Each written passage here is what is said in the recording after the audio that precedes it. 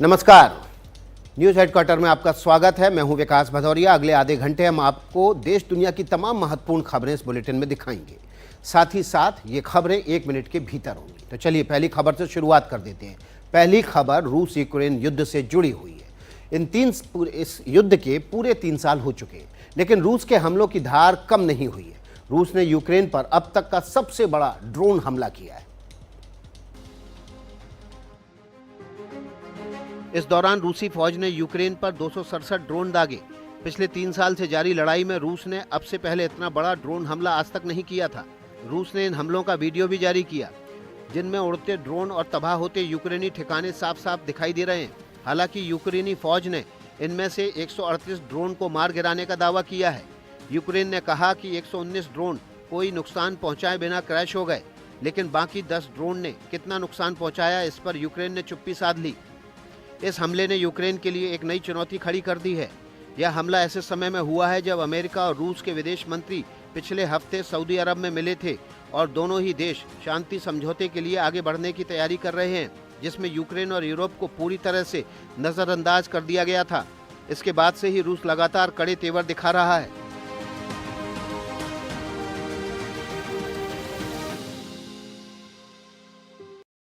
तीन साल से अमेरिका की मदद से रूस ने युद्ध ठानकर बैठे जेलेंस्की ने राष्ट्रपति की कुर्सी छोड़ने की पेशकश कर दी है। ये पेशकश ऐसे समय में की है जब अमेरिका यूक्रेन के खिलाफ नजर आ रहा है। इस बीच रूस ने यूक्रेन पर एक बार फिर से जोरदार हमला किया है। रूस की ग्राउंड फोर्सेस और एयरफोर्स ने यूक्रेन के लुहांस्क इलाके पर दो तरफा हमला कर दिया। एक तरफ फाइटर जेट्स ने आग बरसाई, मिसाइल और रॉकेट्स की बौछार हुई और थल सेना ने तोप और टैंक से ताबड़तोड़ गोले बरसाए।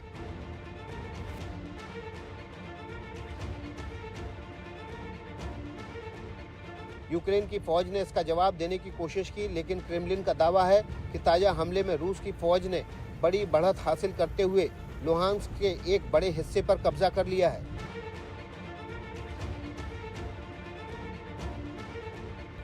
हाल ही के दिनों में युद्ध को लेकर यूक्रेन पर बढ़ते अमेरिकी दबाव के बीच रूसी हमलों में तेजी आई है।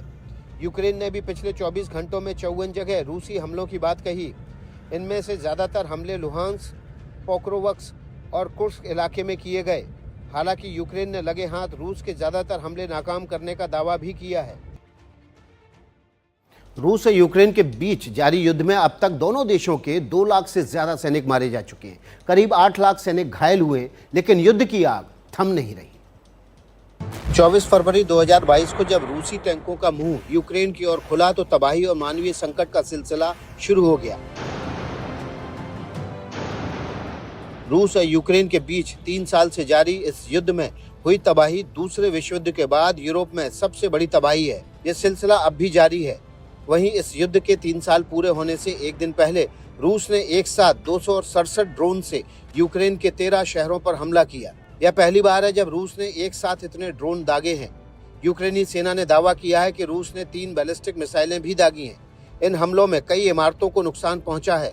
इसके जवाब में यूक्रेन ने भी रूस पर मिसाइलें दागी हैं। इस बीच यूक्रेन के राष्ट्रपति वोलोदिमीर जेलेंस्की ने कहा है कि अगर उनके देश को नाटो की सदस्यता मिलती है तो वे शांति के लिए इस्तीफा देने के लिए तैयार हैं। कीव में संवाददाताओं से बात करते हुए जेलेंस्की ने कहा कि यूक्रेन को यूरोप और अमेरिका दोनों का ही समर्थन चाहिए। 23 साल के बाद इजराइल ने वेस्ट बैंक के जेनिन में टैंक उतार दिए। ये वो इलाका है जहां से इजराइल पर लंबे समय से हमले होते रहे थे। इजराइल की फौज ने गाजा में युद्ध विराम लागू होने के 2 दिन बाद से यानी 21 जनवरी से ही वेस्ट बैंक में एक बड़ी मुहिम शुरू कर दी थी, जिसका दायरा अब धीरे धीरे बढ़ता जा रहा है।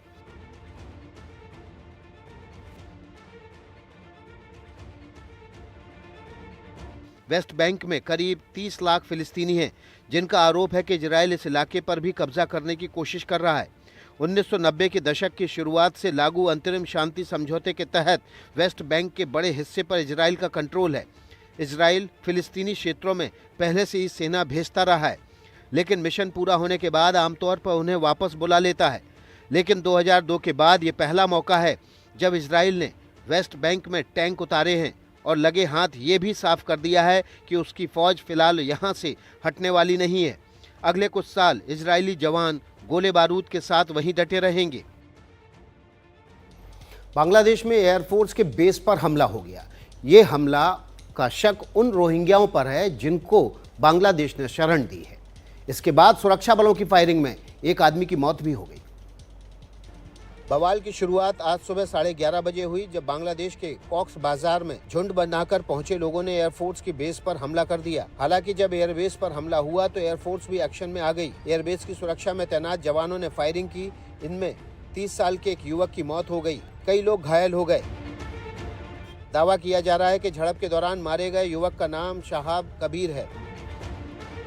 बांग्लादेश आर्मी की media wing inter services public relation यानी ISPR ने बताया कि ये हमला पास के समिति पारा इलाके से कुछ उपद्रवियों ने किया। बांग्लादेशी मीडिया का दावा है कि वायुसेना स्थिति को संभालने के लिए जरूरी कदम उठा रही है।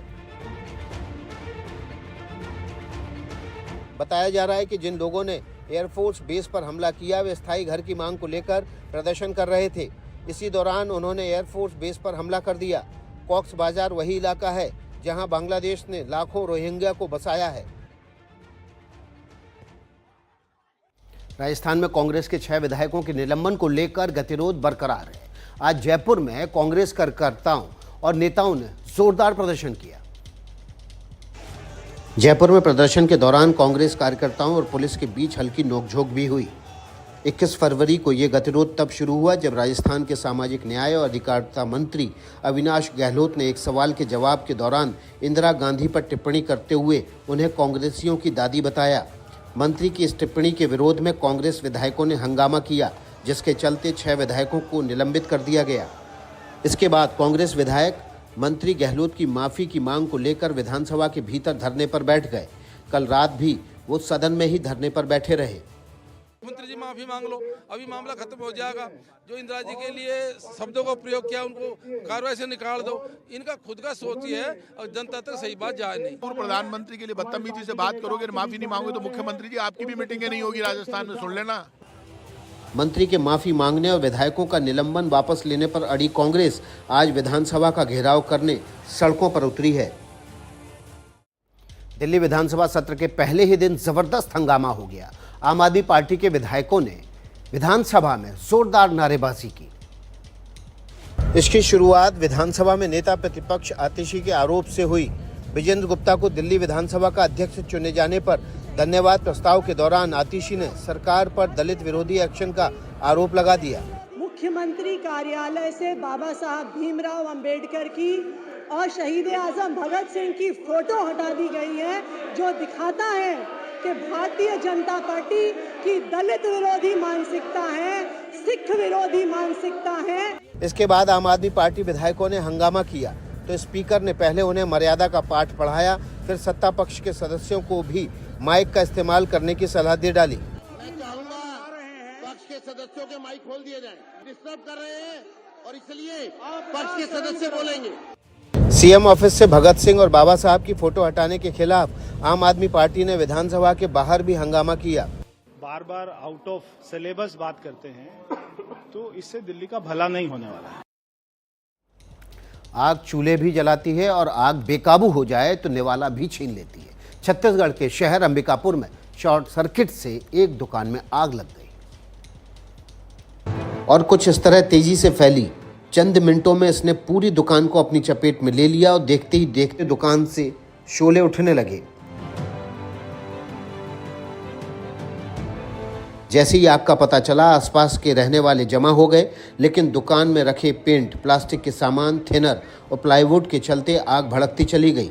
मुश्किल ये थी कि दुकान का शटर बंद था। लोगों ने दुकान के मालिक को बुला तो लिया था, लेकिन हाथों से शटर खोलना संभव नहीं था। लिहाजा आसपास के लोगों ने जेसीबी मंगवाकर दुकान का शटर तोड़ दिया। इस बीच कुछ लोगों ने दुकान से सटे घर में रहने वाले लोगों को सुरक्षित बाहर निकाल लिया। लोगों से मिली खबर के बाद फायर ब्रिगेड की गाड़ियां भी मौके पर पहुंच गईं और दमकल के कर्मचारियों ने कड़ी मशक्कत के बाद आग पर काबू पा लिया। बताया जा रहा है कि आग की चपेट में आकर दुकान में रखा लाखों का सामान नष्ट हो गया। महाराष्ट्र के भिवंडी में भी आग ने कोहराम मचा दिया। भिवंडी के बंजर पट्टी इलाके में एक दुकान में लगी आग बहुत तेजी से भड़की।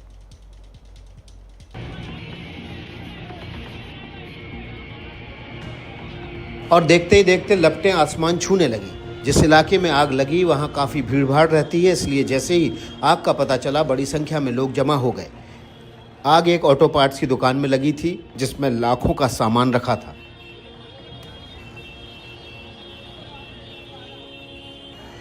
लोगों ने पहले तो खुद ही आग पर काबू पाने की कोशिश की, लेकिन जब हालात हाथ से बाहर होने लगे और इस बात का डर बढ़ गया कि आग अगर दूसरी दुकानों तक फैल गई तो स्थिति और बिगड़ सकती है, इसके बाद लोगों ने फायर ब्रिगेड को खबर दी। मौके पर पहुंची फायर ब्रिगेड की टीम ने बड़ी मुश्किल से आग पर काबू पा लिया, लेकिन दावा किया जा रहा है कि तब तक दुकानों में रखा सारा माल खाक हो गया था। आग कैसे लगी इसका पता अब तक नहीं चला है। वैसे आग के पीछे शॉर्ट सर्किट की आशंका जताई जा रही है।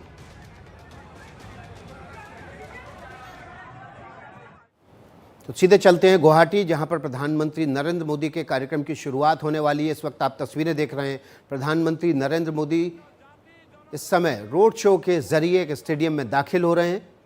यहां पर बड़े कार्यक्रम का आयोजन किया गया है। प्रधानमंत्री नरेंद्र मोदी की अगवानी के लिए वहां पर स्थानीय लोग स्थानीय वेशभूषा में उनका स्वागत कर रहे हैं। तस्वीरें देखिए, विहंगम दृश्य गुवाहाटी में, जहां पर प्रधानमंत्री नरेंद्र मोदी एक बग्घीनुमा गाड़ी में सवार होकर स्टेडियम में दाखिल हो रहे हैं और बड़ी तादाद में वहां पर लोग मौजूद हैं स्थानीय वेशभूषा में और उनका स्वागत कर रहे हैं।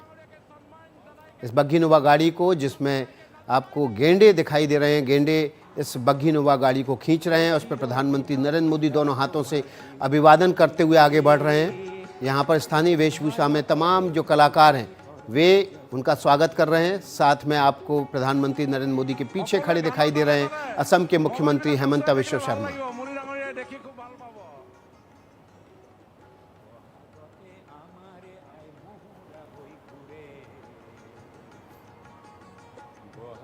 यह असम का झूमर कार्यक्रम है, वहाँ पर प्रधानमंत्री नरेंद्र मोदी पहुँचे हैं। चाय बागानों के 200 साल पूरे होने के मौके पर ये जश्न मनाया जा रहा है और इसी राजकीय कार्यक्रम में प्रधानमंत्री नरेंद्र मोदी हिस्सा लेने के लिए पहुँचे हैं। एकदम सामने से परिचय होई संगे संगे सारा विश्व के हमनी के रे कृष्टि झुमुर के परिचय कराई दी।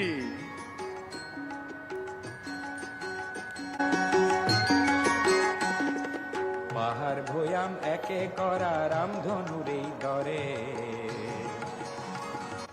তোমার ভাষার মরম বলে মিলন হেতু গড়ে। गुवाहाटी के स्टेडियम में यह कार्यक्रम किया जा रहा है। चाय बागानों के 200 साल पूरे होने के मौके पर यह जश्न मनाया जा रहा है। इसको राजकीय कार्यक्रम का दर्जा दिया गया है। प्रधानमंत्री नरेंद्र मोदी को इस जश्न के लिए आमंत्रित किया था खास तौर पर हेमंत बिश्व शर्मा ने, असम के मुख्यमंत्री।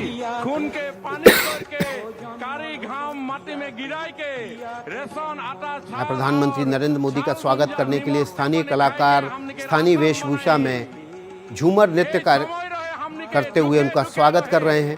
प्रधानमंत्री नरेंद्र मोदी भी दोनों हाथ हिलाकर अभिवादन कर रहे हैं उनका, और उनके साथ में इसी बग्घीनुमा रथ पर सवार हैं असम के मुख्यमंत्री हेमंत बिश्व शर्मा। सरकार के सहयोग में हमने शिक्षा दीक्षा में बहुत आगे बढ़ी। मैं सबाई के यात्रा में माननीय मोदी डांगरिया और हमने के मुख्यमंत्री हेमंत बिश्व शर्मा डांगरिया के और जोर से हाथ ताली बजाई के धन्यवाद देखले बोले थे।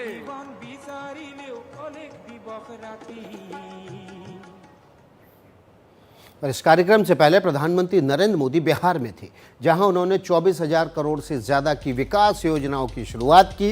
इससे पहले पीएम मोदी और मुख्यमंत्री नीतीश कुमार की शानदार केमिस्ट्री भी दिखाई दी। एयरपोर्ट से मंच स्थल तक प्रधानमंत्री मोदी ने रोड शो किया तो मुख्यमंत्री नीतीश कुमार लगातार उनके साथ रहे। ओपन जीप पर सवार दोनों नेता किसानों के बीच से मंच तक पहुंचे। मुख्यमंत्री नीतीश कुमार ने पीएम मोदी को मखाने की माला पहनाकर स्वागत किया। इसके बाद पीएम मोदी ने नीतीश कुमार को लाडले सीएम कहकर संबोधित किया और किसानों के लिए सम्मान निधि योजना की 19वीं किस्त भी जारी कर दी। बहुत ही बड़ी पीएम धन धान्य योजना की घोषणा की गई है। इसके तहत देश के 100 ऐसे जिलों की पहचान की जाएगी जहां सबसे कम फसल उत्पादन होती है। फिर ऐसे जिलों में खेती को बढ़ावा देने के लिए विशेष अभियान चलाया जाएगा। बिहार में इसी साल विधानसभा चुनाव होने हैं। जाहिर है प्रधानमंत्री की इस यात्रा के बाद वहां राजनीति गर्म होने वाली है। प्रधानमंत्री आज दोपहर में बिहार थे, शाम को असम में हैं और सुबह मध्य प्रदेश के भोपाल थे, जहां पर ग्लोबल इन्वेस्टर समिट का शुभारंभ किया और कहा कि विश्व का भविष्य भारत में है। बीते दशक में भारत ने इंफ्रास्ट्रक्चर के बूम का दौर देखा है। मैं कह सकता हूं इसका बहुत बड़ा फायदा एमपी को मिला है। इससे पहले प्रधानमंत्री नरेंद्र मोदी ने कार्यक्रम में देर से पहुंचने के लिए माफी मांगी। अदानी समूह के चेयरमैन गौतम अदानी ने इन्वेस्टर समिट को संबोधित किया। उन्होंने मध्य प्रदेश में 2,10,000 करोड़ रुपए के निवेश की घोषणा की। I am proud to announce a new investment of over rupees 1,10,000 crore in the areas of a pump storage, cement, mining, smart meters, and a thermal energy. UP से के दिल्ली से सटे ग्रेटर नोएडा में दो गुटों में मामूली बात पर कहासुनी हुई, जो देखते ही देखते झगड़े में तब्दील हो गई और फिर मारपीट होने लगी। इस दौरान दोनों गुटों की तरफ से जमा लोगों ने एक दूसरे पर लात, घूंसों और डंडों से हमला कर दिया। वीडियो ग्रेटर नोएडा की कोतवाली दादरी इलाके के दादावली गांव का है। एक दूसरे के जानी दुश्मन दिखाई दे रहे ये लोग वास्तव में पड़ोसी हैं। इनके बीच एक दुकान के मालिकाना हक को लेकर विवाद था। इसी मसले पर बातचीत शुरू हुई थी, जो कहासुनी के बाद मारपीट में बदल गई। और जब मारपीट शुरू हुई तो किसी का हाथ नहीं रुका। क्या पुरुष क्या महिलाएं, एक दूसरे पर हमला करने में कोई पीछे नहीं रहा। एक आदमी ने तो बीच सड़क पर सिलेंडर तक पटक दिया। गनीमत ये रही कि सिलेंडर फटा नहीं, वरना लोगों की जान भी जा सकती थी। इस मारपीट की खबर पुलिस को हुई तो पुलिस वालों ने दोनों तरफ से मिली शिकायत पर 6 लोगों के खिलाफ मामला दर्ज कर उन्हें गिरफ्तार कर लिया है और सीसीटीवी कैमरे में कैद इस वीडियो के आधार पर आगे की जांच शुरू कर दी। इस मारपीट में घायल 6 लोगों को अस्पताल में भर्ती कराया गया है। बात तेलंगाना की। यहाँ टनल में फंसे 8 मजदूरों के लिए अब तक राहत भरी खबर नहीं आई है। टनल में भरे पानी और कीचड़ की वजह से बचाव कार्य में खासी मुश्किलों का सामना करना पड़ रहा है। तेलंगाना के श्रीशैलम लेफ्ट बैंक कैनाल सुरंग में फंसे लोगों को निकालने की कोशिशें बीते 3 दिनों से जारी हैं। सुरंग के एक निर्माणाधीन हिस्से के ढहने के बाद अंदर फंसे 8 मजदूरों तक पहुंचने के लिए हर संभव प्रयास किए जा रहे हैं। एनडीआरएफ, सेना, एसडीआरएफ और स्थानीय पुलिस के अलावा उत्तराखंड के सिलक्यारा सुरंग में फंसे मजदूरों को बचाने वाले रेड माइनर्स की एक टीम को भी इस बचाव अभियान में शामिल किया गया है। हमारी प्राथमिकता अभी जो लोग फंसे हैं उनको बचाना है। अगले 40 मीटर के लिए जो भी जरूरी है वो किया जा रहा है। तेलंगाना के मंत्री जुपल्ली कृष्ण राव ने कहा कि सुरंग में कीचड़ और मलबा भरने से फंसे लोगों तक पहुंचने में मुश्किलें आ रही हैं। उन्होंने किसी अनहोनी की आशंका से इनकार नहीं किया है। 10-12 फीट जो है पूरे मड है, स्लरी है, पानी भी है, उसके ऊपर जो है चल के पैदल नहीं जा सक रहे। कई मशीनों की मदद से मलबा हटाने का काम जारी है। मंत्री ने कहा कि फंसे हुए लोगों तक पहुंचने में कम से कम 3 से 4 दिन और लगेंगे। कुदरती खूबसूरती से भरपूर है पश्चिम बंगाल का सिलीगुड़ी। यहाँ पर तराई हिमालयन फेस्टिवल के चलते अब ये और भी सुंदर लग रहा है। तराई हिमालयन फेस्टिवल के लिए सिलीगुड़ी के महात्मा गांधी रोड पर मुख्य मंच बनाया गया और महात्मा गांधी रोड से हिल कोर्ट तक को बेहद खूबसूरती से सजाकर उसे नाम दिया गया है हैप्पी स्ट्रीट, जिस पर रौनक छा गई है। कहीं फूड स्टॉल लगाए गए हैं, कहीं तरह तरह के फूलों की दुकान लगाई गई है, तो कहीं मिट्टी के बर्तन और पेंटिंग के स्टॉल लगाए गए हैं।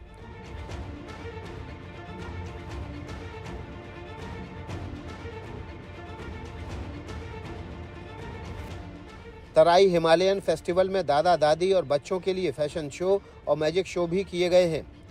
दार्जिलिंग जिला प्रशासन, सिलीगुड़ी म्युनिसिपल कॉरपोरेशन और सिलीगुड़ी मेट्रोपॉलिटन पुलिस के सहयोग से हुए इस कार्यक्रम के दौरान लोक कला और लोक संस्कृति के रंग खिल उठे। ये पहला मौका है जब सिलीगुड़ी में स्थानीय कलाकारों और संगीतकारों को मंच मुहैया कराने की कोशिश की गई है, जिसे लोगों ने खूब पसंद किया है।